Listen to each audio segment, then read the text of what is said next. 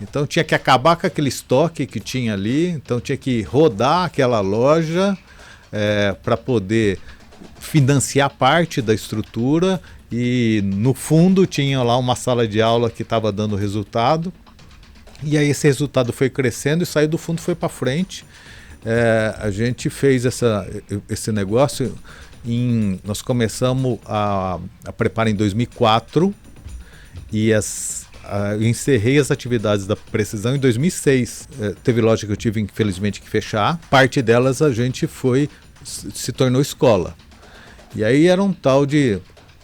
funciona como loja-escola, depois a escola já começou a decolar, transfere aquele estoque daquela loja para uma outra loja e aquele ponto passa a ser somente uma escola. Então a gente teve que fazer esse samba porque estava no planejamento, não, é porque o que dava para fazer era exatamente daquele jeito e é daquela forma que a gente fez. Não é só o dado ou a informação, é como é que você trabalha ele, como é que você faz a pergunta certa, como é que você faz essa aplicação correta.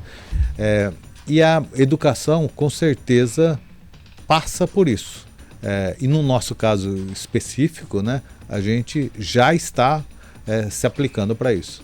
É muito difícil nesse período, porque da mesma forma que quando você está dando certo e indo bem, todo mundo está lá batendo palma e falando, nossa, olha que competência, olha, tudo que bota dá certo e etc. Naquele momento, eu já sabia. Eu não falei, eu sei que ia acontecer isso. Então, você é muito colocado à prova. E você mesmo, sinceramente, se coloca à prova naquele momento. Será que é para mim? Será que não é? Quando você pensa em sucesso, que imagem que vem na sua cabeça? É uma escadinha com degraus para você ir subindo aos poucos até chegar ao topo? É muito possível que sim, porque essa é realmente uma imagem muito atrelada ao sucesso. Mas a verdade é que a trajetória de sucesso é muito mais acidentada do que isso. É cheia de altos e baixos. E o Rogério Gabriel, meu convidado de hoje aqui do Zero ao Topo, é um exemplo clássico disso. Ele começou lá embaixo, subiu, caiu, subiu de novo.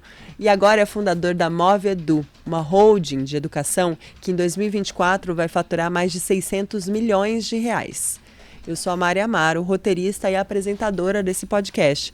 E esse aqui é o Do Zero ao Topo, o podcast que conta as histórias e os desafios dos homens e mulheres por trás das maiores empresas do Brasil. Se você está assistindo a gente pelo YouTube, se inscreve no nosso canal se ainda não for inscrito. Se estiver ouvindo a gente no seu agregador de podcasts favorito, você também pode seguir a gente por aí. E agora o Do Zero ao Topo também tem um canal no WhatsApp. O link para entrar lá está na descrição desse episódio. Vamos para a história de hoje?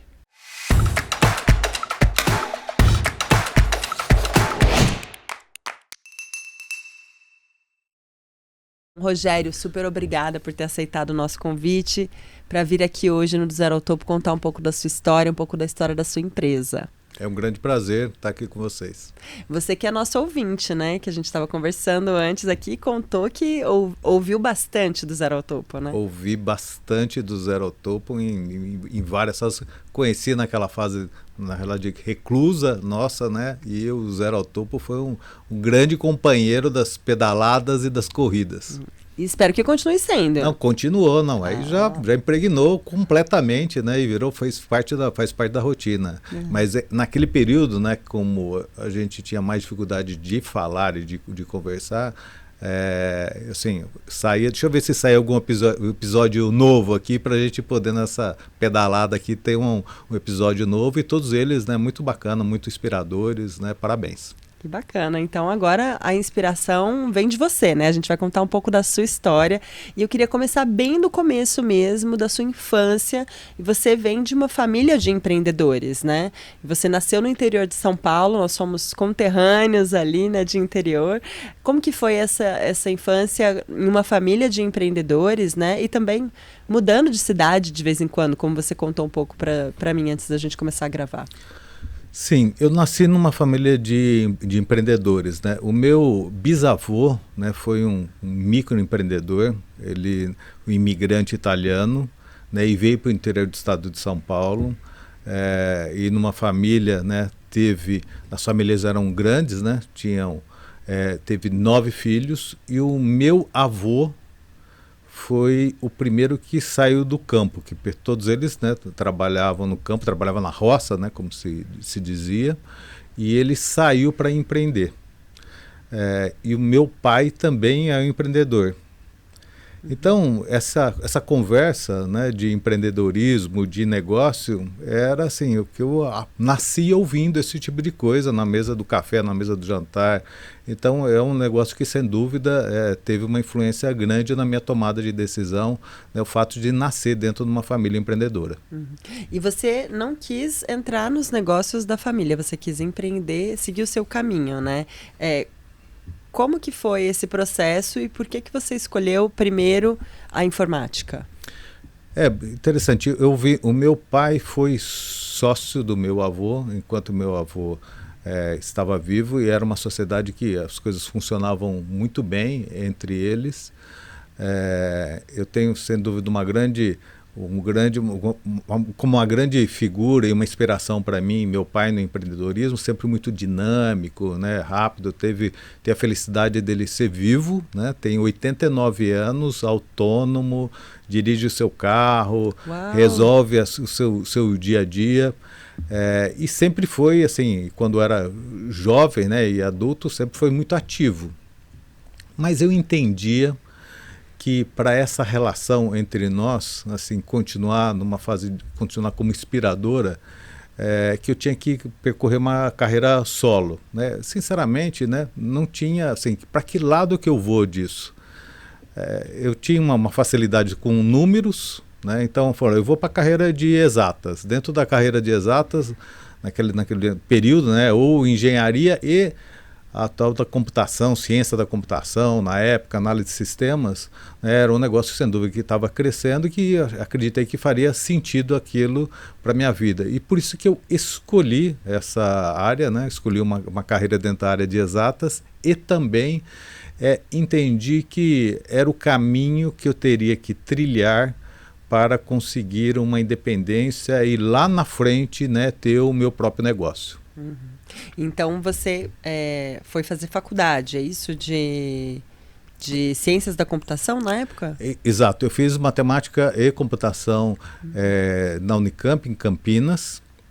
Foi bem importante para mim, né, porque também, além, né, do curso em si, da técnica em si, a Unicamp, como é um campus, né, então tem toda aquela vida universitária, relacionamento com outras pessoas, conhecer outros modelos, a história da barra, né, os cursos de exatas, o famoso cálculo, álgebra e etc., sobe um pouco a barra.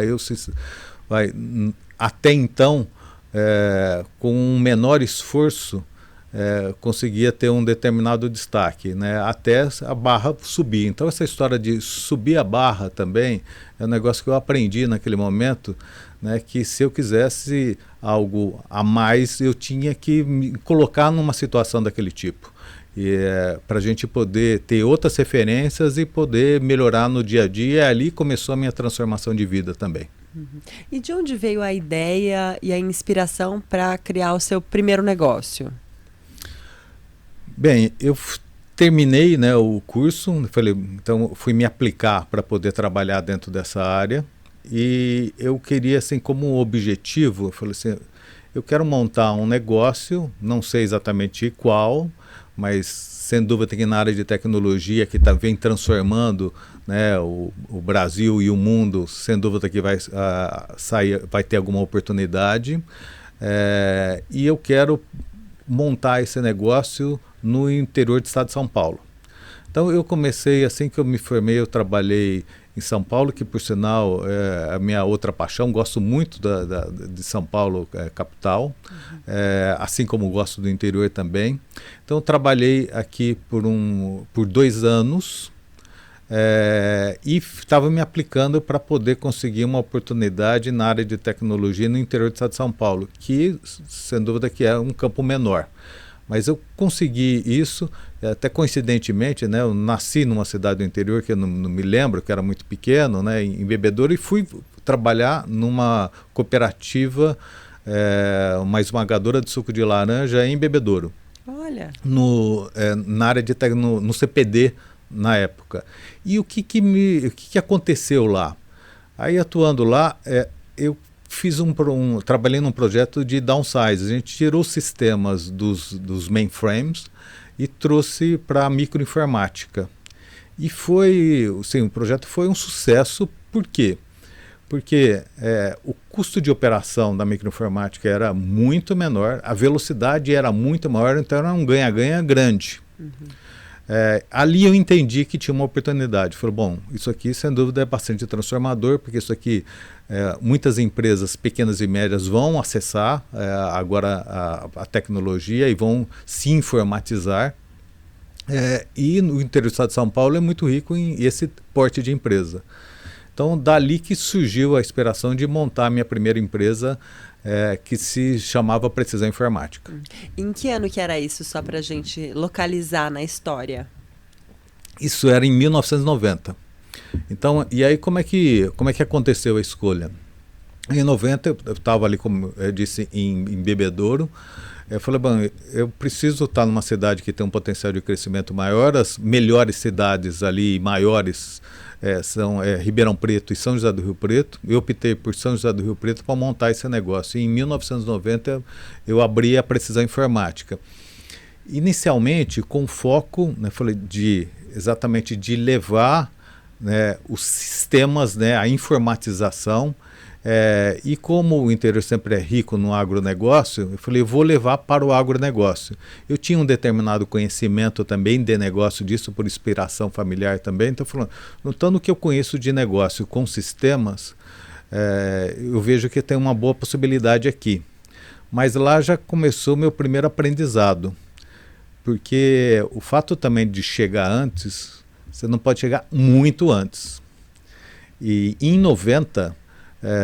e é até legal, né, contar isso hoje, porque hoje o agronegócio brasileiro assim, é referência mundial, não só em quantidade, mas em produtividade, em tecnologia, né? O Brasil é um marco no agronegócio, né? 30% do PIB vem do agronegócio. Mas na época era um negócio ainda muito chama-se muito de fazendeiro, né? Ainda estava muito distante, tinha que passar pela profissionalização para depois esse processo ir para a informatização. Então, eu consegui sim alguns clientes, mas era muito difícil vencer essa barreira. E foi a minha primeira mudança que eu fiz com a Precisão Informática, foi essa. Eu saí disso e comecei a voltar ao negócio, para um negócio de venda e prestação de serviço, não só para o agronegócio, mas para qualquer tipo de empresa. E isso também começou até a abertura, né? Nesse período, o mercado fechado, que é também outro aprendizado para a nossa vida, né? O mercado de informática, assim como de automóveis até um tempo atrás, era um mercado fechado para poder desenvolver a indústria local. Mas isso fechado nunca funciona, né? Ele tem que ser um negócio regulado, né? E tinha praticamente duas marcas, né, de computadores no Brasil, muito caros e muito inferiores aos importados. E aí teve a primeira abertura e o Brasil começou a trazer esses equipamentos de fora e começou a nascer outras empresas. E isso fez com que o preço fosse muito mais competitivo, e as empresas de pequeno e médio porte tiveram mais condição de investir em informatizar as suas áreas naquele período. E foi nisso que eu foquei na Precisão Informática. Uhum. Então, você se viu ali dentro de um mercado que não era exatamente aquele mercado que ia para frente, né? Você estava muito à frente do seu tempo, talvez ali com o agronegócio, né? E encontrou uma oportunidade em outro setor, nas pequenas empresas, certo? Exatamente. Eu tive que ampliar e não ficar, né, especificamente no setor do agronegócio, e ampliar isso para todo tipo de empresa. E as empresas que sejam, né, do ramo de serviços ou do ramo de indústrias, elas já estavam mais profissionalizadas e já estavam prontas para esse passo. E você foi crescendo com isso, né? Chegou a ter 10 lojas, é isso? Da Precisão? A gente, né, então esse negócio começou em 90, né, muito pequeno e simples, uma casinha pequena, um funcionário, e a gente foi desenvolvendo esse trabalho, além de pequenas e médias empresas. Depois eu fui para o varejo, eu gosto muito do B2C, então a gente foi para o computador, para a casa das pessoas também. E a gente chegou a esse tamanho de 10 lojas no Brasil e nos colocamos entre as 10 maiores e melhores do Brasil. Fomos a primeira, né, a primeira loja no Brasil no conceito de Mega Store, que é inclusive o endereço que eu estou até hoje, né, com outro negócio, né, mas aquele conceito de que a pessoa entrava e começava a pegar, tipo hoje, né, muito comum a gente, principalmente acho que quem faz isso, né, com maestria é a Apple, né, que você entra dentro de uma loja da Apple e começa a testar aí os equipamentos. Isso a gente fez, nessa loja eu montei ela em 97. Em São José do Rio Preto, e depois a gente foi para as cidades ao redor, Ribeirão Preto, e assim por diante. E aí você então estava nesse momento crescendo, tinha um mercado, tinha uma onda boa ali, né? As pequenas empresas estavam se profissionalizando, mas aí começaram a aparecer os problemas, né? E você quase quebrou, na verdade, né? Quase não, quebrou mesmo. Quebrou mesmo. O que aconteceu? A gente tinha esse tamanho, um tamanho médio, né, para a época, e realmente a gente estava crescendo bastante, mas o que aconteceu, vai de uma forma direta? O que a gente fazia, né, que era uma loja especializada, e eu me dediquei muito para o varejo para isso, ele começou a perder valor, começou a virar commodity. Então, da mesma forma que você comprava geladeira e fogão, os grandes magazines começaram a colocar também na sua linha de produtos computadores, e aí virou um negócio de commodity, que é um negócio de volume. Teve também junto a entrada dos e-commerce.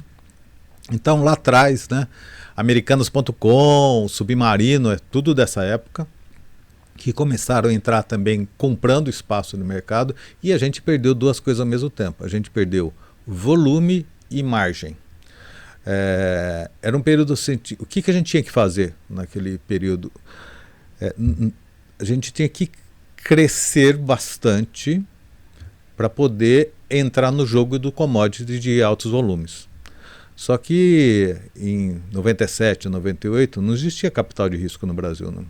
Esse negócio, né, de capital de risco, de venture capital, né, é um negócio muito mais recente. Você crescia só organicamente, crescia só com o próprio caixa, e dinheiro, né, fora capital de risco sempre foi muito caro em qualquer lugar do mundo, principalmente no Brasil. Então era impossível você crescer se não fosse organicamente. E a gente estava exatamente no meio, e foi o que aconteceu conosco, né? A gente estava ali no meio, perdeu volume e margem. Isso foi muito ruim. A gente foi administrando esse tipo de coisa, e foi daí que nasceu, né, o nosso novo negócio, que foi a Prepara Curso. É daí que a gente foi para a educação. Mas antes de entrar na história desse novo negócio, eu queria pedir licença para dar um recado do nosso parceiro, o Asas. O Asas é parceiro do Zero ao Topo e pode ser parceiro do seu negócio também.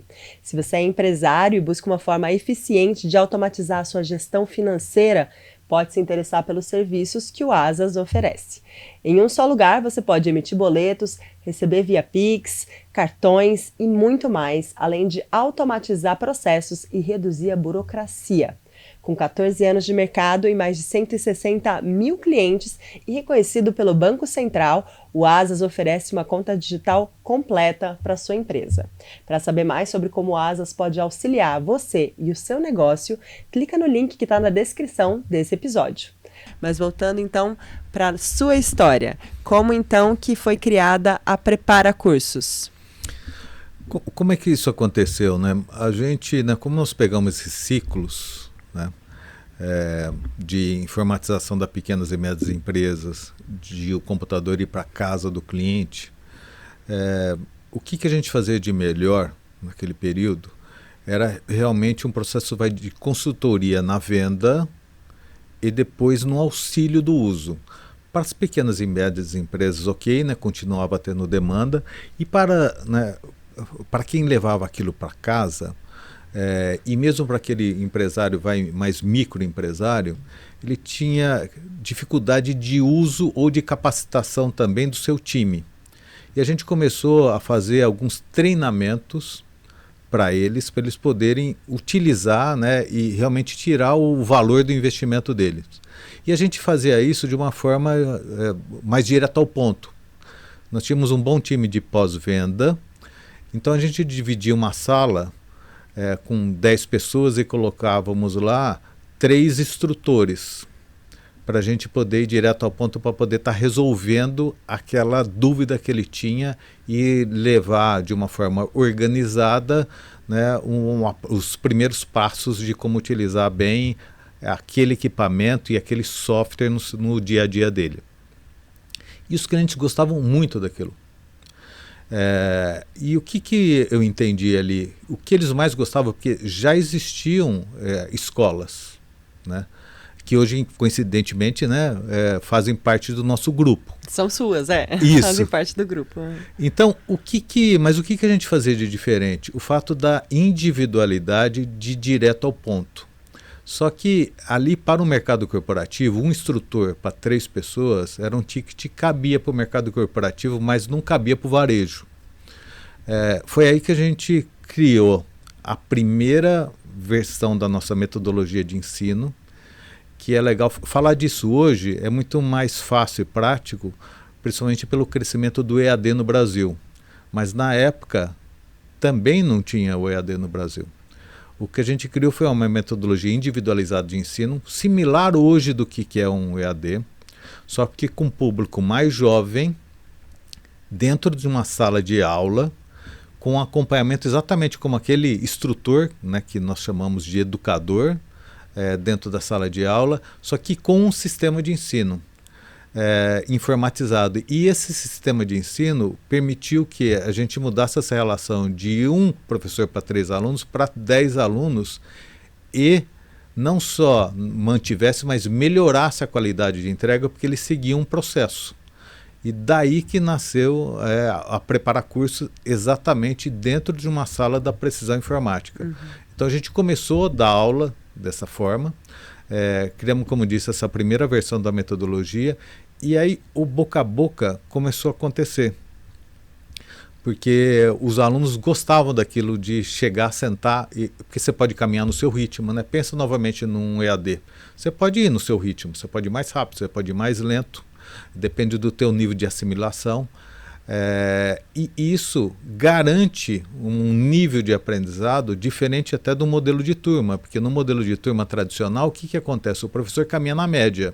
Então quem está acima, ele fica meio enfadonho de estar esperando, e quem está abaixo acaba não acompanhando também, e aí as aulas de reforço, etc., ou acaba não acompanhando mesmo.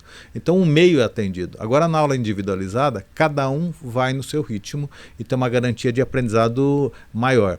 Então isso, novamente, né, sob a perspectiva acadêmica, teve um valor muito grande. E esse boca a boca começou a crescer. Mas teve um outro lado também, que foi um lado bastante importante, que é o lado econômico. Porque na perspectiva de negócio, o que aconteceu? A gente não precisou mais ter a tal formação de turma, que é comum, né? Você acaba, então vou montar uma turma, vai para dar aula de departamento pessoal. Você tem um período para você formar, matricular todo mundo para começar num determinado ciclo ali da frente. Ali você não tinha essa necessidade, matriculou, começa a fazer aula. E tem outro lado também, que é o lado da evasão, que por melhor que seja aquela escola, terá uma evasão de alunos.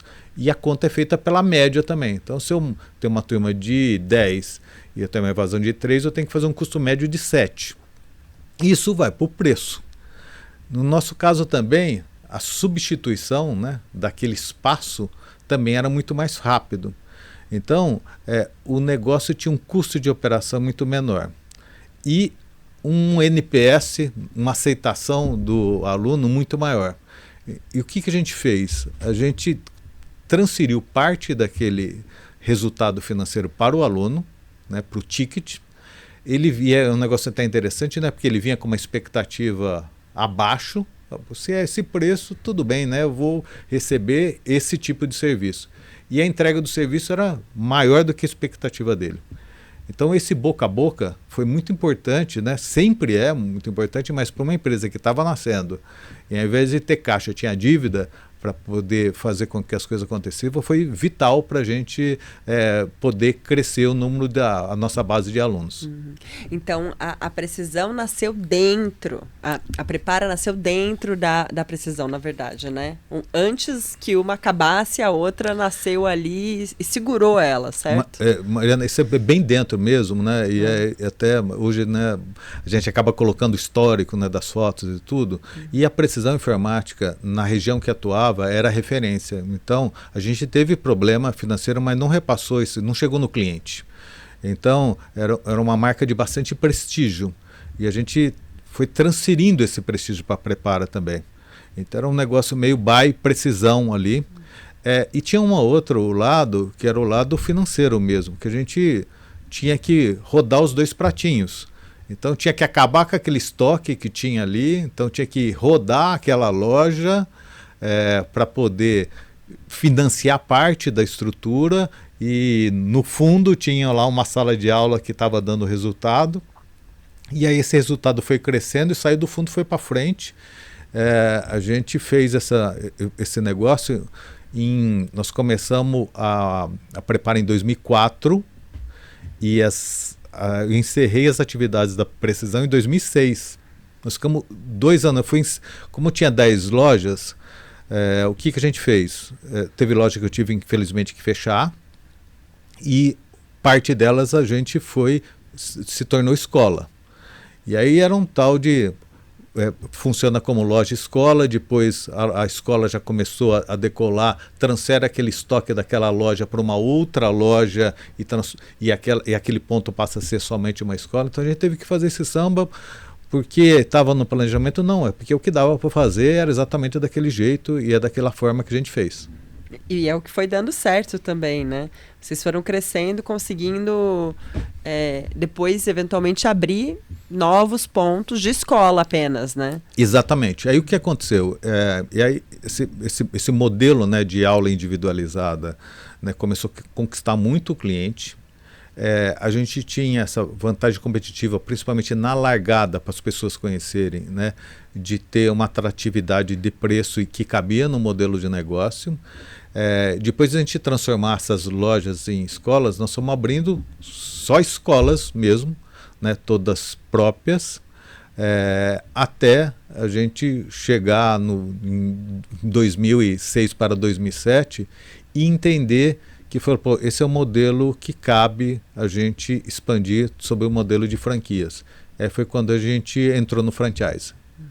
Que foi também uma virada de chave para vocês, né? Então, algumas coisas que acho que vale a pena falar sobre isso. Tem várias formas de fazer, né? Dentre elas o franchise. A gente escolheu o franchise por algumas coisas. A primeira, que como eu comentei, a Precisão tinha uma referência, um branding importante. A gente já tinha pessoas que procuravam a Precisão Informática para montar uma franquia da Precisão. Franchise naquele período estava começando no Brasil, né? Então era um negócio ainda pouco conhecido. E aí naquele período eu falei, bom, deixa eu entender como é que é isso. Né, fiz uma reunião na época com o amigo Marcelo Scherto, que estava também começando, né, nesse negócio, né, de franquias, e num almoço ficou claro que aquele modelo da Precisão Informática não cabia pelo modelo de franchise, mas ficou a ideia de como é que funcionava esse modelo, né? Novamente, quando a Prepara começou a crescer, falou, esse modelo cabe bem no franchise. E é um modelo muito interessante de crescimento, que o que me chamou daquela primeira reunião, o que me chamou bastante atenção foi que o modelo de franquias, e aí também um aspas, o Brasil é referência no franchise no mundo, né? E esse é um orgulho para nós brasileiros. É um modelo que ele une algumas coisas bem importantes, que é ter um dono focado no tático operacional, e uma marca focada no longo prazo e na capacitação e treinamento e nos processos. Essa união bem equilibrada, ela é muito matadora, né? Ela já é, né, é um negócio de economia compartilhada, né, que hoje, né, já nos últimos anos, né, tem crescido bastante, desde lá de trás, esse modelo compartilhado. E eventualmente vocês começaram a crescer, então, dessa forma, Rogério, e também fizeram um processo de M&A, né? Como você estava falando aqui, a Microlins vocês compraram e outras empresas também que agora fazem parte do grupo. Como que foi esse processo de aquisição? Tá. Como é que foi o nosso processo de crescimento, né? Então, a Prepara começou lá em 2004. Em 2006 para 2007 a gente começou no franchise. Esse modelo individualizado de ensino continuou, que é assim, o importante, né, é a satisfação do cliente final. Isso continuou crescendo e em 2013 a gente passou a ser o líder do mercado de ensino profissionalizante no Brasil. E ali também a gente fez um outro movimento ainda orgânico, que foi fundar a Ensina Mais Turma da Mônica, que é também baseado no ensino individualizado do ensino, né? A Prepara trabalha o adolescente e o jovem, a Ensina Mais trabalha a criança. A grande defasagem que a gente cruza na Prepara desses alunos, e por isso que o ensino individualizado conversa muito com eles, era raciocínio lógico e interpretação de texto. E foi por isso a nossa inspiração de montar a Ensina Mais Turma da Mônica, também no modelo individualizado de ensino, né? Já nasceu com esse conceito de desmistificar a matemática, né? Então por isso os personagens, né, do Maurício de Souza, que são sem dúvida encantadores, fazem isso com maestria, né, com a nossa metodologia. Aí após, né, a gente estava com Prepara e Ensina Mais. Em 2017, antes disso, até para contar um pouquinho da história, né, como é que isso acabou acontecendo, porque M&A, né, na vida do empreendedor, a não ser depois que ele se aplica para isso, é um negócio que corre muito em paralelo, né? O empreendedor está muito ligado no negócio, na gestão e no dia a dia. E o M&A é um bicho diferente, né? Requer aprendizados diferentes, é um jeito diferente de lidar com isso. Educação sempre teve bastante atratividade e eu nunca fechei essas portas. Então a gente foi muito assediado durante esse período que a gente adquiriu a liderança do mercado, e com isso eu acabei desenvolvendo um determinado aprendizado e network. Para chegar em 2017, e a Pearson, que tinha adquirido isso, né, do Carlos Wizard, que tinha consolidado esse mercado, não tinha ensino profissionalizante no mundo e não fazia sentido no portfólio dela continuar com a Microlins, e pelo nosso relacionamento construído lá atrás, no período que na realidade eles estavam olhando até para adquirir a gente ou fazer uma fusão, acabou procurando a gente, que entendeu que a gente seria talvez a empresa que melhor desse continuidade naquele trabalho. Então, em 2017, a gente adquiriu a Microlins. E por que a gente deu esse passo? Não só pelo passo de oportunidade. Lógico que M&A tem que casar as coisas, por isso que é muito difícil, né? Encontrar a empresa certa, no lugar certo, na tua estratégia. Então, para equilibrar tudo isso daí realmente não é simples. Mas a gente já entendia na época que o tamanho do mercado de ensino profissionalizante no Brasil ainda tinha um espaço de crescimento enorme comparado com qualquer outro país no mundo, né, que capacita a sua mão de obra através de ensino profissionalizante técnico, diferente disso que estava acontecendo no Brasil. Então tinha muito espaço para crescimento. Falou, mesmo se a gente dobrar de tamanho, que foi o que aconteceu, ainda a gente vai ocupar uma fatia, o TAM ainda é enorme, a gente não ocupa 10% desse TAM ainda. Uhum. E qual que é o pace de crescimento de vocês? Então, já que você é um corredor, né? Qual que é a velocidade de crescimento aí? Bom, crescimento é um negócio, primeiro que, apesar de desafiador, né, ele é desafiador e estimulante ao mesmo tempo. Mas ele, na nossa cultura, ele é mandatório. Porque se você não cresce, você não abre espaço para talento crescer, você não atrai novos talentos, e aí você estagna. E estagnar é muito ruim. Então, e tem duas formas de crescer. Organicamente, como a gente disse, com a preparo ou com a criação de outras marcas, como a gente fez com a Ensina Mais, e crescimento através de aquisição. E o crescimento de aquisição, e todos eles não tem pró e contra, tem jeito, forma diferente de fazer. O orgânico ele é mais organizado, só que ele é mais demorado. O por aquisição, né, o inorgânico, ele dá salto, né? Você está assim, no outro dia você está de outro tamanho, só que combinar aquelas coisas que é o desafio, né? Mas aí que, assim, dentro do, principalmente acho que do nosso segmento e dentro do franchising, que é um negócio de asset light, é um negócio que tem uma determinada escala, mas ele tem flats em determinado período também. Dentro da nossa estratégia sempre está crescimento orgânico e inorgânico. Então gerar caixa para estar pronto para um passo de aquisição ou um passo de investimento organicamente. Então, em 2017, né, contando um pouquinho da nossa estratégia, em 2017 a gente adquiriu a Microlins, foi fazendo todo esse processo de consolidação e de integração das marcas. E em 2019 a gente adquiriu uma empresa de curso técnico chamada ITB, para a gente poder fazer o Lifelong Learning, que a ITB é uma empresa de curso já técnicos, né, diferente, não, a Prepara Microlins são cursos profissionalizantes, então a gente seguiria aquela carreira daquele aluno na jornada do técnico.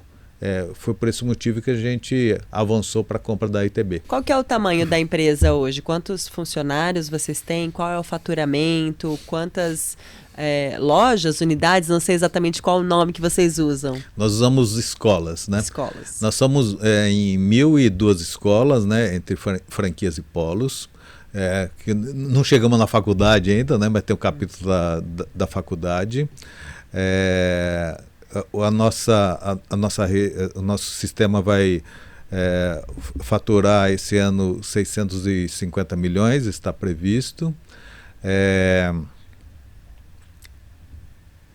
O sistema hoje são, com os funcionários de todas as escolas, é um negócio de 10 mil funcionários, né? E a franqueadora, novamente, sempre é um negócio mais leve, é um negócio de 170 pessoas. Uhum. E onde vocês estão no Brasil? Estão no Brasil inteiro já? Estamos no Brasil inteiro. Estamos de norte a sul do país. Olhando já para fora, talvez? Não. Eu até demorei por não, porque a tecnologia vem mudando alguma coisa, né? Com a entrada da IA, esse negócio pode ser mais possível. Não está no nosso plano do ano que vem, mas ele nunca esteve no plano por causa da língua. Porque a gente tem um investimento muito grande em conteúdo, né? E traduzir tudo isso não é um negócio simples, tem que ser um negócio de nascer com escala. Sim. Senão não faz sentido. Agora, com a entrada da IA, isso muda. As traduções e etc., né? Então tem um outro tipo de acesso. Não foi para o nosso, a gente já fez o nosso revisão de planejamento estratégico, que sempre acontece entre setembro e outubro, e não foi internacionalização aí para esse próximo ano nosso, porque a gente tem algumas outras etapas. Mas hoje passa a ser possível pensar fora do Brasil, mesmo começando pequeno, né, que é o que vai acabar acontecendo. E qual que é a sua visão para o setor? Você falou um pouco da inteligência artificial e como que isso vai mudar, né? todo o setor, acho que vai mudar todos os setores, na verdade, já está mudando, né? Qual que é a sua visão para o setor de educação, então, para os próximos anos? Aí sem dúvida é uma virada, né? O que ela já vem fazendo, né? E ainda é uma ponta do iceberg, vai transformar uma série de coisas e sem dúvida, né, vai transformar também a educação. Qual que é o nosso entendimento?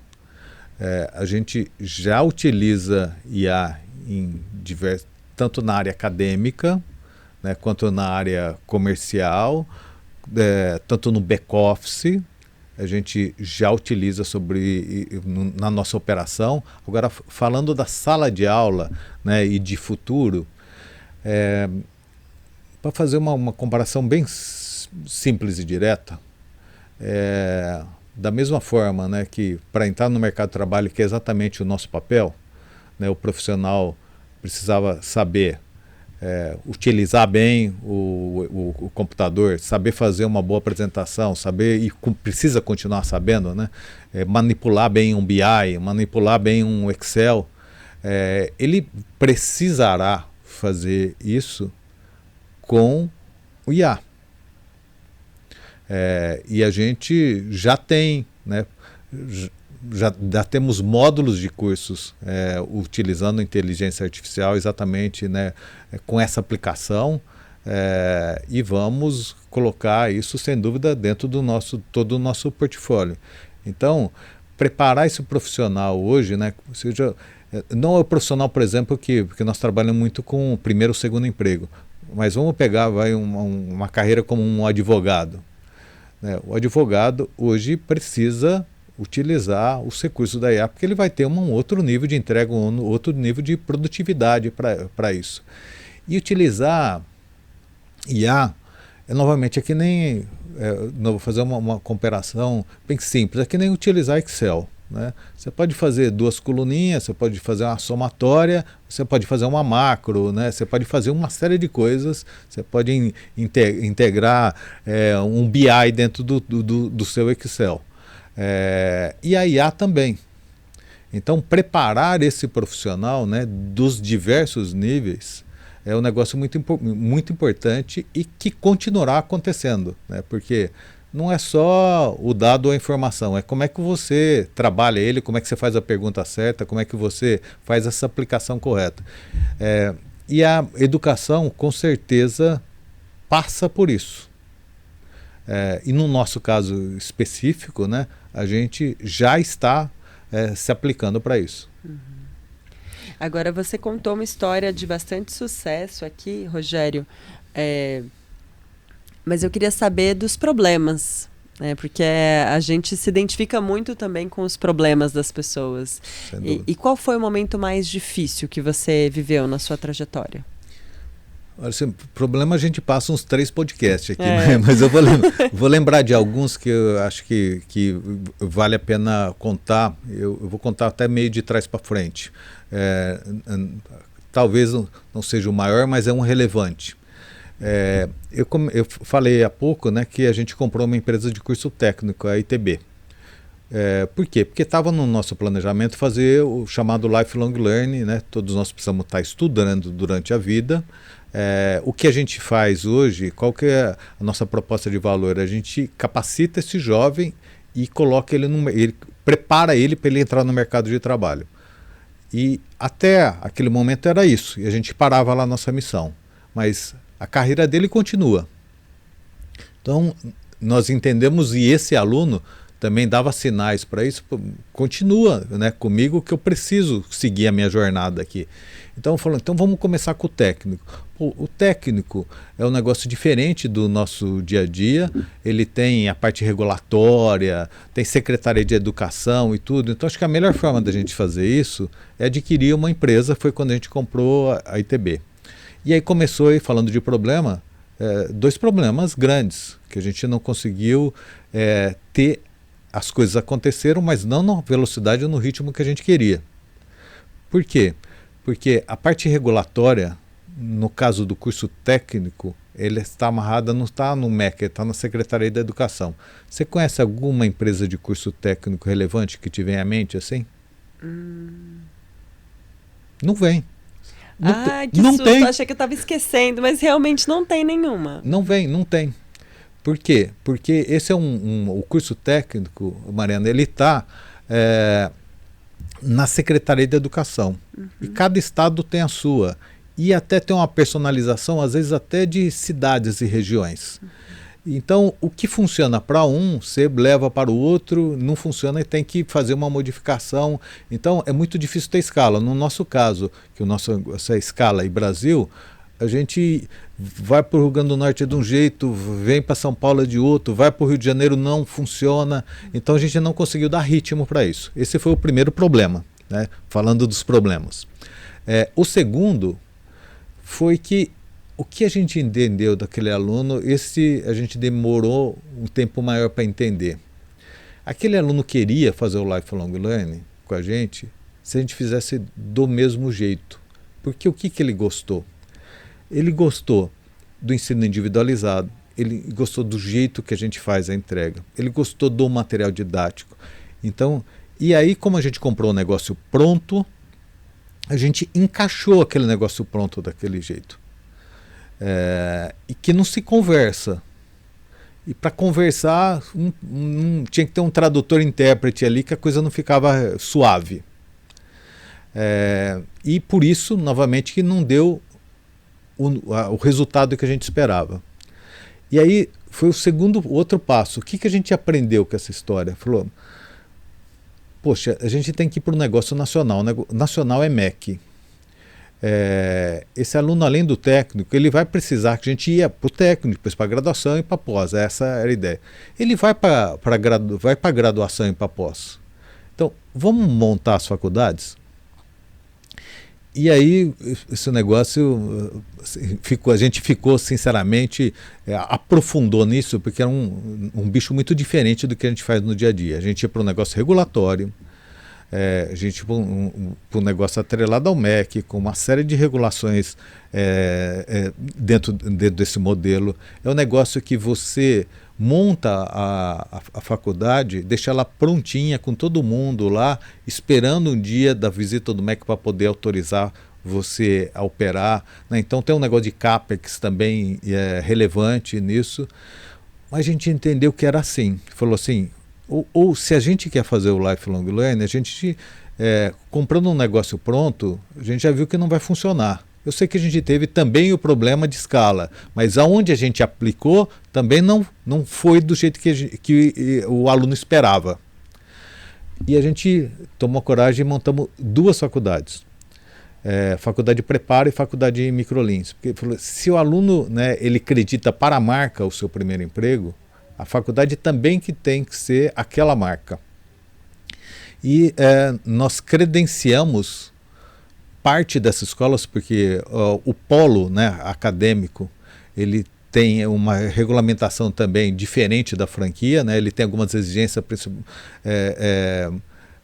principalmente da parte de acessibilidade e tamanho de prédio, etc. Então, parte dessas franquias também se tornaram um polo e a gente passou a fazer o Lifelong Learning com a nossa faculdade dentro da nossa metodologia. Mas isso levou 3 anos. Né? Do dia que a gente começou, né, a botar essa faculdade de pé até o momento desse aluno estar matriculado. Então, a moral da história desse aprendizado, né, que você disse de erros e acertos, depois eu posso contar diversos outros. Comprar um negócio para encaixar ali não funcionou. Entrar num negócio de Secretaria de Educação que a gente achou que ia funcionar muito mais fácil também não funcionou. A gente foi por um negócio orgânico para o aluno continuar fazendo e inclusive se creditar daquilo que ele já tinha feito, né? Por exemplo, ele fez um curso lá de departamento pessoal e vai fazer um curso de administração, ele não precisa repetir aquelas matérias lá da frente. Ele já se acredita. E isso também é muito legal para ele, de ganhar tempo e ter realmente a nítida clareza que é uma continuidade para ele. Agora, você falou desses problemas que são mais recentes, né? Isso. E do começo, quais foram os problemas do começo do negócio? Quais foram as dificuldades iniciais? Tá. Bom, assim, falando de maior problema, né, e depois na sequência falando do começo do negócio de educação, o maior problema, sem dúvida, foi eu quebrar com a precisão informática. Isso foi muito difícil, porque o que acontece naquele período? E aí também, né, para o empreendedor, né, porque todo mundo que vai empreender tem que ter uma certeza, né? Acho que a principal competência ou característica que ele precisa ter é resiliência, porque ele vai passar por problema. Não é talvez sim, talvez não, com certeza ele vai. O que eu aprendi e o que aconteceu comigo naquele período? A gente passou por um problema grande, eu realmente quebrei com esse negócio. Não tinha dinheiro em caixa. Não tinha dinheiro em caixa e tinha dívidas. Para o nosso tamanho na época, muito relevante. O que eu tive que aprender naquele momento? Eu tive que aprender a lidar com aquilo, porque não tinha como pagar aquela dívida. E também não tinha como delargar aquele problema. Mas então, desculpa, mas fica à vontade. Como que a dívida chegou nesse tamanho? Assim? Então, de aprendizado é esse. Né? Então, sim. primeiro, o empreendedor, por natureza também, ele é um cara otimista. E tem que ser. Porque tem muita coisa que todo mundo vai falar que vai dar errado. Porque o que é empreender? Né? É resolver um problema de uma forma diferente ou um problema que passou a surgir naquele momento de mundo. Então, tem muitas incertezas que vão acontecer ali no meio. Então, primeiro, o empreendedor precisa ser um cara otimista. Agora, e eu fui no exagero. Então, o que eu aprendi com essa história que eu transferi, de aprendizado para o meu segundo negócio? Esse é um negócio que nem vai... Eu não gosto disso, não, mas é que nem um negócio de jogo de cartas. Você tem que botar um limite, eu vou até esse ponto. Mas, Rogério, como é que eu faço isso? Porque parece um negócio complexo, né? Eu posso me endividar para um pequeno empresário, né? Tantas vezes minha dívida ou minha receita, e eu não estou tão preparado para poder saber como é que eu funciono com isso.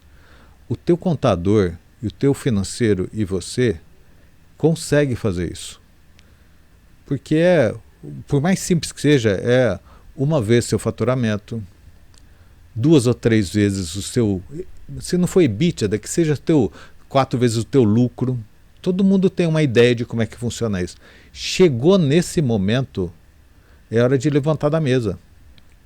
E eu não levantei da mesa. Eu continuei apostando mais para poder reverter aquele quadro.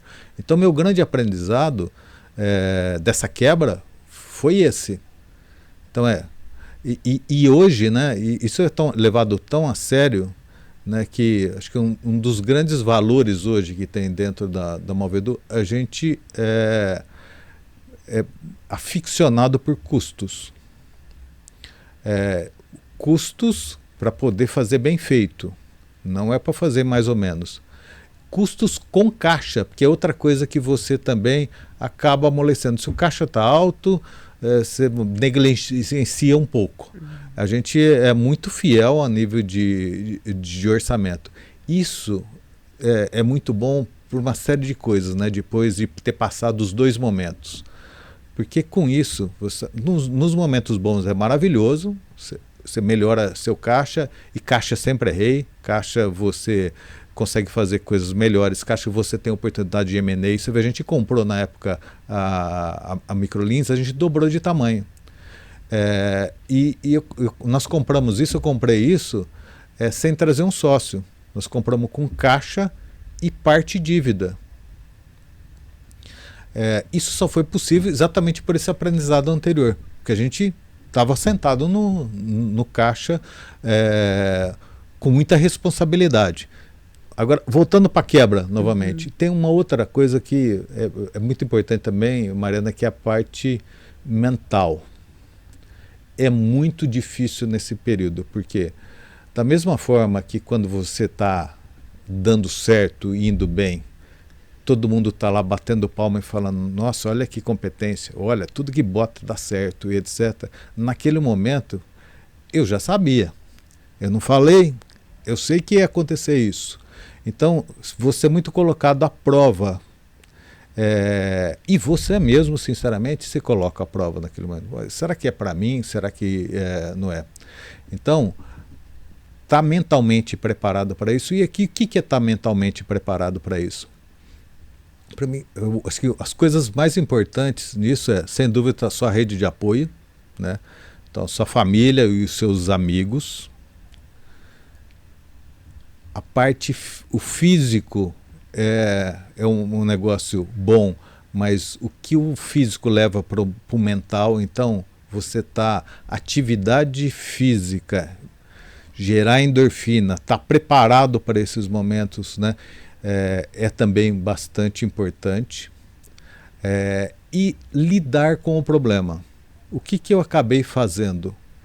Como eu disse, essa dívida que eu errei e não levantei da mesa antes, eu acabei criando um passivo grande, que não dava para mim resolver. Não tinha como pagar aquela dívida, parcelar, nada desse tipo. O que eu tinha que fazer é gerar dinheiro novo. E administrar isso. Então, tanto pragmaticamente como mentalmente, você isola. É que nem, normalmente, você está com uma dor numa perna ou num braço. Você tem outro braço, você tem outra perna, ok? Não deixa aquilo contagiar o corpo inteiro, mas isola naquele espaço, administra isso, né? Coloca gente, advogado, gente para poder te ajudar a administrar aquela dívida, para você gerar novos resultados e voltar depois e resolver essa dívida, que foi o que a gente fez com esse negócio. Então, novamente, acho que tem uma parte pragmática, uma parte mental muito importante para poder passar por esses períodos. E você falou bastante de como a parte física ajudou muito na parte mental, e antes da gente começar a conversar, você estava falando sobre a sua prática de esportes, né? Então, eu queria trazer um pouco isso para a conversa, o que você pratica, como que você inclui isso na rotina, porque é muito difícil a gente conseguir conciliar todos os papéis que a gente tem, né? Como que você, enfim, faz para caber tudo? Sabe que isso eu também aprendi no erro. Tá? Durante esse período, né, que eu estava muito mal, você estava focado, eu preciso resolver isso. Né? Acordava pensando nisso, dormia pensando nisso. Mas você olhava pelo menos para o problema, né? Porque às vezes a gente não quer nem olhar, né? Quando sabe que tem um problema muito grande. É verdade. Mas assim, olhava. E por um determinado período, eu parei minhas atividades. Eu falo, não tenho tempo para fazer isso, né? Eu tenho que ter tempo de gerar mais resultado para resolver esse negócio aqui. Negócio esse de parar para fazer uma atividade física. E foi muito ruim. A partir do momento que eu voltei a fazer essa atividade física, e aí eu posso falar como é que eu faço isso hoje, eu vi que assim, meu dia tinha outra produtividade. Eu conseguia parar um determinado período para poder olhar para mim e estar preparado para depois para um dia difícil. Então, ficou claro que aquilo era muito bom física e mentalmente, mais mentalmente até do que físico. E a partir daquilo, eu botei na minha linha de prioridade. Então, eu acredito muito na disciplina. E eu acredito assim, se você falou, Rogério, escolhe uma ferramenta, agenda. Então, agenda para mim é muito importante, porque a agenda, mas agenda é um negócio chato, né? É repetitivo. Não, a agenda te dá liberdade para fazer as outras coisas, porque senão você não tem tempo para nada. Você tem tempo para tudo e não tem tempo para nada. Então, uma agenda organizada, e eu fui fazendo isso a longo prazo, né? Tem agenda daqui a um ano, tudo que eu vou fazer daqui a um ano? Não, mas já tem muita coisa que eu já sei que eu vou ter que fazer em 2025 e já está na minha agenda. Só que na minha agenda está a reunião de resultado e está a atividade física. Porque se ela é importante para mim, por que ela não tem o mesmo nível de prioridade? E eu coloco exatamente nesse mesmo nível de prioridade de fazer atividade física e participar da reunião. E a partir do momento que eu comecei a fazer isso, a reunião melhorou muito. É tão importante isso que, para mim também, para os meus diretos, no PDI tem atividade física. E quem passou a fazer isso melhorou de uma forma absurda no dia a dia dele também. Então, assim, para mim é fato, não é credo mais. Uhum. E você falou do corpo, né, de exercícios e tudo mais, mas você também trabalha muito com a mente e trabalha muito de outras formas, inclusive contando a história da sua empresa que você já contou em um livro, né? Como que foi o processo de fazer esse livro? E eu sei que você colocou algumas lições lá, né? Traz algumas dessas lições também para quem está ouvindo a gente aqui. Legal. Bom, primeiro, porque a história do livro, né? Eu já li muita biografia e gosto bastante de biografia. E me inspirou muito nesses momentos, ou que seja de baixa, ou que estava tudo bem, ou momento de alta, biografia, sempre teve alguns insights legais de poder entender como é que tratou aquele caso, aquele problema naquele período. E eu faço parte de uma organização que eu gosto muito, que é a Endeavor, né, ou que eles chamam de Empreendedor Endeavor. E a Endeavor escreveu um livro contando a história de 10 empreendedores. E eu tive a felicidade de ser uma das histórias. E lá eu entendi, as pessoas que liam aquele capítulo, né, voltavam comigo, escrevia, que gostava. E gostava também muito dessa parte da parte exatamente como você disse, do problema, como é que tratou aquela parte de superação e assim por diante. E aí eu entendi que assim, eu tinha alguma coisa para poder estar contribuindo com essa história também. Aí foi junto com o Joaquim Castanheira, que foi a mesma pessoa que escreveu esse livro da Endeavor, a gente escreveu essa biografia muito contando essa história. E lá, assim, o que eu procurei fazer é retratar como é que essas coisas aconteceram comigo, né? Eu vejo que vai desde no período que eu estava de tomada de decisão, o que eu vou fazer da vida. Então, essa história da inspiração dentro da minha casa, a escolha da minha formação acadêmica, como é que o quanto que isso foi importante para mim, depois os passos dentro da empresa, o meu primeiro negócio, né, e como é que eu lido com isso com a família também. Então, para mim, eu entendo que não existe a pessoa profissional e a pessoal. Acho que já vem caindo por terra, mas até um bom tempo atrás, não, aqui eu sou o profissional, né? Depois até na história do home office eu não sei como é que faz, né? Que está na mesma casa, né? Com todo mundo, né? Nem de endereço muda, né? Então, como é que lidar com esse tipo de coisa? E eu conto um pouco disso também, né?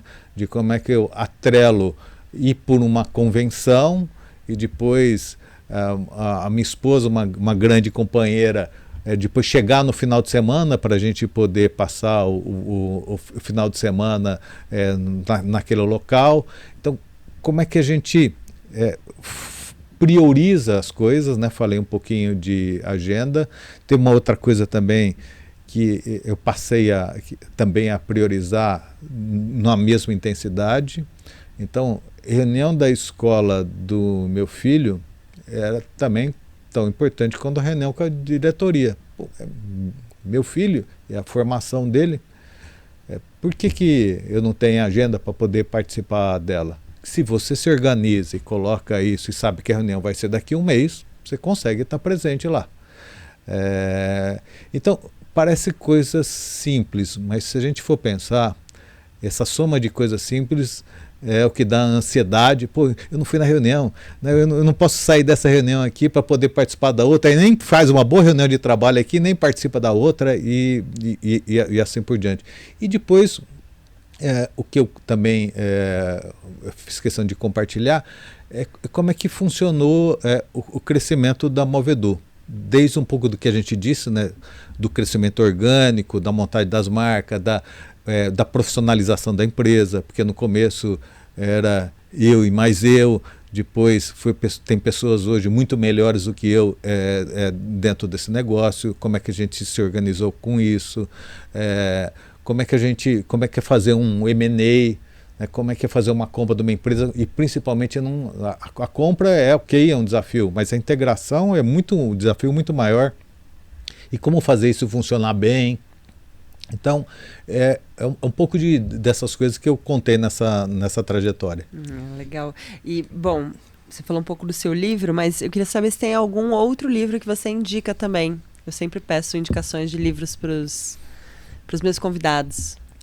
Bom, como eu disse, eu gosto de leitura, eu gosto de biografia de outros também. Né? Falando de biografia, a última que eu li agora foi do Elon Musk, né, que sem dúvida uma figura icônica, né? E o livro dele realmente relata bem tudo isso. Bem grande, né? Eu ainda não li, tá lá na minha prateleira na lista. Vou te dizer uma coisa. Ele realmente é um livro grande. Quando você começar a ler, se prepara que você não vai parar de ler. Porque ele é muito bem escrito e a história do Elon Musk que está aqui com a gente, né, é uma história muito diferente. E o que é interessante disso também? Né? Sem dúvida é uma história de sucesso, tem uma série de críticas, né, pelo jeito dele estar fazendo, o livro retrata um pouco disso e novamente, né, não tem fórmula de fazer. Cada um tem a sua fórmula de fazer. Agora, dizer que quem quebrou com o paradigma de dar ré em foguete não está fazendo história, né? Sem dúvida, e é um livro, sem dúvida, bastante inspirador, eu recomendo bastante. Outro livro que eu li não faz muito tempo, também gostei muito, recomendo bastante, é o Garra, né? Ele só tinha em inglês, o Great, e agora tem uma versão em português muito boa também. Agora, né, eu estou lendo um livro do Bezos, O Jeito de Comunicar de Bezos, que também é bem legal. Esse tá bem no meu dia a dia ainda, que eu estou lendo ele. O tamanho da importância que ele dá para isso, né, de realmente fazer a comunicação para um negócio, desde quando o negócio era pequeno, para o negócio com o tamanho que é hoje, e garantir que essa comunicação chegue em todo mundo para qualquer pessoa naquela linha tomar uma decisão, saber exatamente, ou pelo menos se guiar por aquela cultura e valores, e como é que essa comunicação chega em todas as pessoas. É bem bacana o livro também. Tem alguns livros clássicos, né, que para mim são eternos, né? Tem o livro lá da Netflix, A Regra Não Ter Regras, também, sim, que é um clássico também muito bacana. Muito indicado aqui também. Que tem... O que mais? Que eu me lembro agora de bate-pronto são esses. E o seu também. Exato, tem um fantástico que então, dos meus, tem o meu livro, né, do Sean Topa, que retrata exatamente, e o nome é exatamente por causa dessa história, né, de como lidar com o problema quando o problema for grande. E tem esse livro da Endeavor também, que conta 10 histórias de empreendedorismo, que é que ele tem o batismo lá de sonho grande. Tem um livro também que, assim, de todos eles que eu tenho muito orgulho também, é um livro da Unicamp, que conta a história de alguns alunos que fizeram um negócio de impacto. Eu tenho a felicidade de ter a minha história lá, mas tem diversas outras histórias muito inspiradoras lá dentro desse livro também. E como que chama esse livro, você se lembra? Da Unicamp, Histórias de Impacto Unicamp. Legal. Eu gosto sempre de anotar as dicas e adoro quando tem várias dicas.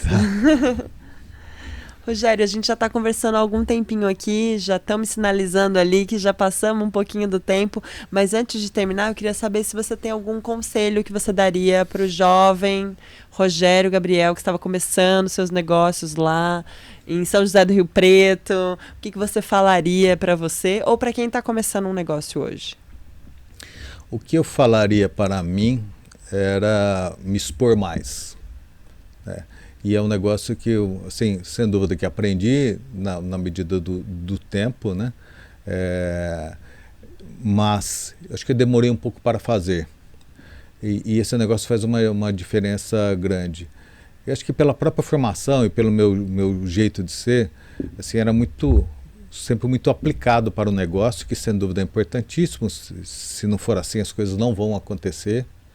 Mas você dedicar um tempo, né, para conversar com outras pessoas, um tempo para colaborar em associações, um tempo para estar dentro dessas entidades, né? Como eu disse, hoje, por exemplo, né, você vê o tamanho do valor que eu dou para isso, né? Hoje eu já disse aqui, né, sou empreendedor em Endeavor, uma organização fantástica, que eu tenho muito orgulho de participar. Sou diretor da Associação Brasileira de Franchising, e colaboro de uma forma voluntária, né, dentro dessa diretoria. Estou no conselho de uma associação de tecnologia de São José do Rio Preto, que por sinal é uma graça, que chama PET, sim, tem feito histórias muito legais lá de empresas de tecnologia. Estou no conselho de inovação da ABED, né, que é a Associação Brasileira de Educação à Distância. Estou no comitê do LEAD. Então, tudo isso é um negócio que você vai voluntariamente, e aquele negócio que parece que você dá, é que nem dar uma mentoria, né? Você dá uma mentoria, ganha mais quem está dando a mentoria do que quem está recebendo, né? É verdade, vai devolvendo, né? Exatamente. Você consegue. E se expor, né? Se expor dentro, né, desse meio, conversar com pessoas, né? A história do próprio Vale do Silício, né? O americano é bastante disso, o latino é um pouco, ele fala que é mais aberto, mas para negócio ele é um pouco mais fechado. Eu tenho uma ideia, eu não conto para você porque a ideia é minha, etc. Aquele negócio que parece que vai roubar a ideia, esse negócio não existe, né? Ideia todo mundo tem a todo momento. O negócio é botar aquela ideia de pé e fazer as coisas acontecer, né? E assim, o Vale do Silício, que é sem dúvida um grande berço de crescimento de tecnologia, já demonstrou isso para o mundo, né, de sentar ali e ficar contando suas ideias para diversas pessoas, né, e receber feedback daquilo, o tanto que cresce e acelera o crescimento. Certo, então essa é a lição final de hoje, Rogério. Super obrigada pela conversa. Eu que agradeço, foi um prazer estar aqui com você. Obrigada. E você que está assistindo a gente aí no YouTube, se inscreve no nosso canal se ainda não tiver inscrito. Se estiver ouvindo a gente no seu agregador de podcast favorito, você também pode seguir a gente por aí. Eu sou a Mari Amaro, roteirista e apresentadora desse podcast, e a captação de áudio e som foram feitas pelo Léo Tanaka e pelo Anderson Oliveira. A edição é do Lion Fidel. Até a próxima história.